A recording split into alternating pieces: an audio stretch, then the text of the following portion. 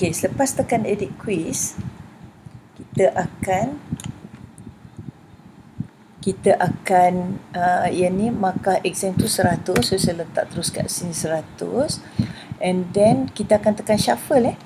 So kalau nak tengok question mark kat sini, dia kata kalau kita enablekan shuffle ni, every time quiz is diambil oleh pelajar, susunan soalan tu akan di shuffle secara random. Okay, so yang ni pelajar tak boleh berkongsi jawapan lah. Okay, so tick dekat shuffle, and then sekarang kita nak add question. Okay, saya ada sediakan video dah sebelum ni macam mana kita nak add question berbentuk MCQ. So kita akan buat multiple choice. Walaupun saya dah buat satu video multiple choice, tapi ni saya nak tunjukkan yang kita boleh jadikan soalan integriti mahasiswa UKM tadi tu untuk dia tickkan. Okay, untuk bagi penyataan ya ataupun tidak lah. So saya akan tekan juga multiple choice. Lepas tu kita masukkan add, and then question name ni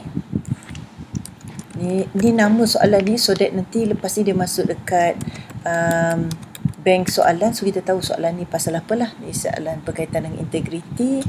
Okay, so kita jadikan ni soalan. Saya telah membaca dan memahami integriti akademik UKM dalam akta dan seterusnya lah. So itu soalan dia, saya telah memahami. Jadi jawapan dia ya ataupun tidak lah. So markah dia, kalau nak letak markah 5 boleh. Kat sini saya stick je markah dia 1, and then one or multiple answer. So one only lah. Then shuffle, yes, tapi yang ni tak ada shuffle pun tak apa. So jawapan dia apa? So choice yang pertama adalah saya memahami ya. Okay, so kalau ya, yang ni yang betul, jadi markah dia 100%. And then choice yang kedua tidak. Okay, choice yang kedua tidak. Right, and markah dia sifar lah, sebab tidak kan, dia markah ya saja ada. So yang lain dah, and then save and continue editing.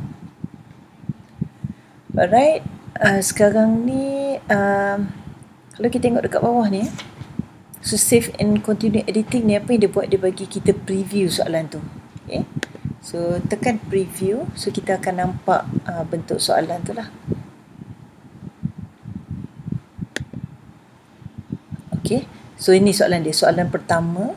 Okay, soalan dia berada dalam bentuk saya telah membaca dan memahami integriti akademik UKM dan seterusnya. Select one ya ataupun tidak. Okay, so pelajar akan jawab lah. Yang ni sebab kita shuffle tadi jadi ada pelajar lain dia akan dapat ya dekat A, tidak dekat B dan seterusnya lah, sebab kita dah shuffle. Okay, so ni bentuk soalan dia. So saya puas hati, so close preview. Okay, so now, so saya dah puas hati, saya boleh save changes. So saya dah ada satu soalan. So untuk soalan yang kedua, kita nak letak kita buat short answer lah. Alright, so tu soalan pertama. So add sahaja soalan kedua. Okay, add a new question. So sekarang ni saya nak menggunakan soalan true false dulu. Okay, so add soalan true false.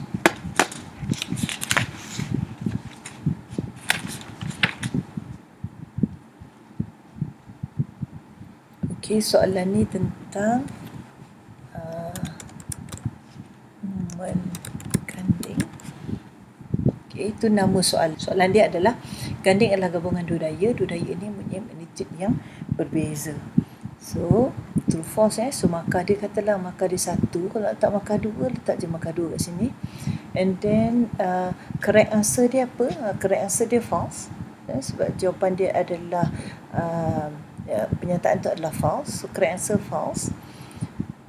And then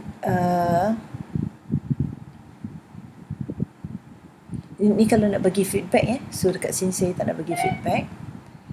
And then saya save changes and continue editing. Kenapa kita tekan tu? Supaya kita nak tengok preview. Kita boleh tengok preview. So tekan preview. So ini soalan yang kita dapat. Okay, ganding adalah gabungan dua daya. Dua daya ini mempunyai magnitude berbeza. So select true or false. Okay, so kalau saya dah puas hati, so kita boleh close preview, save changes. So kita dapat dua soalan. So itu soalan true false sekarang lah kan. Sekarang ni kita nak buat soalan yang kita boleh letakkan gambar. So now saya dah ada 2 soalan. Alright, so kita add je soalan. So add new question. So sekarang kita nak letak short answer ataupun essay lah. Untuk essay ni mungkin soalan yang pelajar kena jawab panjang and then kena masukkan file. Okay, short answer add. So soalan dekat sini contohnya saya nak screenshot soalan ni lah. Okay. Yang saya boleh buat adalah kalau guna Mac kita gunakan command dia shift command 4. So akan keluar bentuk macam ni. So saya akan cutkan bahagian yang saya nak jadikan soalan. Okay. So jadikan picture. Right. So saya boleh savekan, saya puas hati. Okay. Saya boleh klik done and then okay. So kita boleh panggilkan insert or edit image. Tekan insert edit image. So browse. So kita boleh upload a file. Choose file. So file saya tadi nama dia Moment 3D dalam dokumen. So ini file dia. Klik je file and then choose. So dah upload this file. Alright. So saya namakan this image. So saya namakan Moment 3D.